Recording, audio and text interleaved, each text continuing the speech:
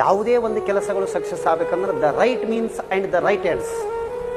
ಸತ್ಮಾರ್ಗದಿಂದ ಪ್ರಾರಂಭಿಸು, ಸತ್ಮಾರ್ಗದಿಂದನೇ ಕೊನೆಗೊಳಿಸುವಂದಾಗ the right means and the right ends ಇವು ಎರಡನ್ನೂ ಬಹಳ ಅತ್ಯುತ್ತಮವಾಗಿ ಅಳವಡಿಸ್ಕೋಬೇಕು. ನಾವೇನು ಮಾಡ್ತೀವಿ ಅಂದರೆ ಎಕ್ಸಾಮ್ ಸಮೀಪ ಬಂದ ಕಂಡಾಪಟಿಯನ್ನು ಕಣ್ಣು ಒಳಗೆ ಹೋಗೋದ್ರ ಕುತ್ಕೊಂಡು ಓದ್ಬಿಡೋದು. ಎಕ್ಸಾಮ್ ದೂರ ಹೋಗೋದ್ರೆ ಪುಸ್ತಕ ತಗೊಂಡು ಕೆಲಸ ಮೂಲೆಯಾಗಿ ಇಟ್ಬಿಡೋದು. ನಾಳೆ ಎವ್ರಿ ಡೇನು ನಾಳೆ ಎಕ್ಸಾಮ್ ಅದನ್ನು ಫೀಲ್ ಇರಬೇಕು ಟಿಲ್ ಟು ದ ಸಕ್ಸಸ್. ಇದು ಯಾವಾಗ ಟೈಮ್ ತೋ ಇಲ್ಲನಲ್ಲ, ಬಟ್ ಸಕ್ಸಸ್ ಅನ್ನುವುದು ಸುಲಭವಾಗಿ ನಿರೀಕ್ಷೆ ಮಾಡಲಿಕ್ಕೆ ಕಷ್ಟ. ಯಾರು ನಿಜವಾಗಿ ಆಳವಾಗಿ ಅಧ್ಯಯನ ಮಾಡ್ತಾರೆ, ಯಾರು ನಿಜವಾದ ಪ್ರಯತ್ನವಾದಿಗಳಿರ್ತಾರೆ, ಅವರಿಗೆಲ್ಲರಿಗೂ ಯಶಸ್ಸು ಖಂಡಿತ ದೊರೆಯುತ್ತದೆ.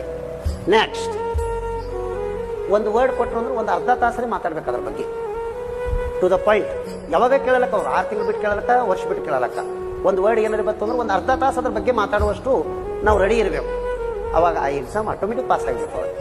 ಸ್ವಲ್ಪ ಎಕ್ಸಾಮ್ದ ಲಾಸ್ಟ್ ಮೂಮೆಂಟ್ಗಳು ಒಂದು ಚಾಲೂ ಮಾಡಿದ್ರೆ ಅದಕ್ಕೆಲ್ಲ ಪ್ರಾರಂಭ ಅಂತ್ಯ ಅನ್ನೋದು ಎರಡೂ ಇರಬಾರ್ದು.